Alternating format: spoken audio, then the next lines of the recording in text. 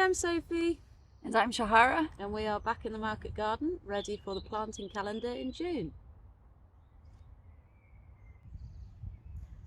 Okay, so today we're going to revisit some of the important rhythms of the moon because it's helpful for me to get these movements clearer in my mind. So for example, we have a full moon, which is a strawberry moon in June. And it's also a supermoon. And it's on Sunday the 4th.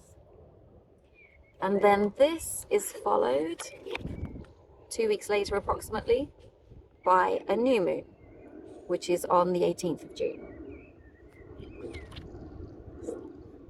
Okay, so a full moon means that the moon is opposite the sun and the earth is in between. And the new moon means that the moon is in front of the sun and it is between us and the sun. So this just helps me get a clearer picture in my mind of what the moon is doing. And this rhythm is called the Synodic rhythm. But the interesting thing is, Mariaton Biodynamic Calendar says that the Synodic month does not have much effect on plant growth, which is very interesting because many people think the full moon and the new moon have quite a lot of effect on plant growth. But some people do believe that, for example, on the new moon, there is more moisture in plants and there is increased slug activity, for example. So some people believe the full moon does affect plant growth. So maybe a full moon does or doesn't, but this does tie in June quite well with the perigee, which is happening a couple of days later. The perigee means that the moon is closest to the earth on its orbit and we do not do any activity, which is why we have these grey bars here on those days, on the 6th and 7th. And when a perigee happens, this also signifies that there is more moisture in plants and there may be increased fungal or insect attacks. So this ties in actually with a new moon effect on plants. So we are taking this as a warning that there will be potentially more problems, or there could be. And so we've decided that we will do an application of CPP on the 7th, which is a root day, and it is a root day from the afternoon. And we hope the CPP will help us mitigate some of these insect and fungal problems. As Shahara said, we'll be doing an application of CPP, or cow pit preparation. As we can see in our lovely biodynamic gardening book, there's a fantastic page here on how to make a cow pit. It's a lovely project if you've got the time and the space to do it. I'd highly recommend that. But what we're doing with our cow pit preparation is we're giving an amazing dose of cow power, and because it's got all of our preparations in here, our yarrow, our chamomile, nettle, oak bark, dandelion and valerian, in this potent mix of a cow pit preparation. Tough one to say. What we're doing there is we're enlivening our soil, we're giving it a really big dose of all these amazing preparations. And so when we've got healthy soil, we've got strong, healthy plants, and therefore they're more resilient to pests and diseases, which is the aim of the game in the end, really. So we're trying to give them a big helping hand in growing. Cow pit preparation is also amazing for helping your seedlings along. You can also use it as a foliar spray. What we're going to do is we're going to dynamize it, so you stir it for 20 minutes in the vortex fashion. Keep disrupting the vortex as you go, just for 20 minutes. It's a bit of an easier one than the full hour. And then we're going to spray around with brushes, and that's how we'll apply ours onto our beds. So as Sophie and I have been talking, we've decided that the potential for fungal attack also needs some attention. So at some point during this time, when we're applying the CPP, the cow pit, we will also apply an Equisetum spray. So, common horsetail or Equisetum Avense is what we use in our Equisetum preparation. You can apply it in full moon or new moon.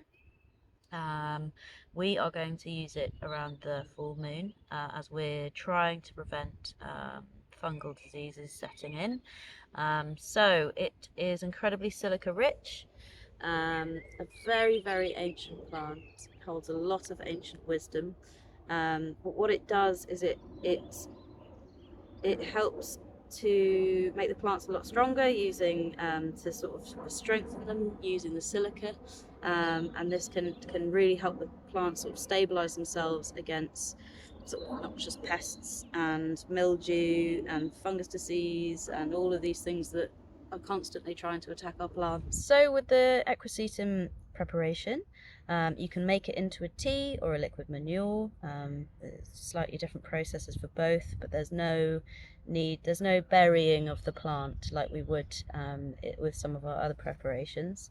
And in both cases, with the tea and the liquid manure, both would be sprayed from a spray bottle or something to use to spray on the crops, misting upper and lower leaf sides and making sure you're getting the whole plant. So our Equisetum preparation is very silica rich. We have another silica preparation, which is the horn silica. And although both preparations are used to create healthy plants, to stabilize them, to make them tastier, to make them store better, they are a little bit different.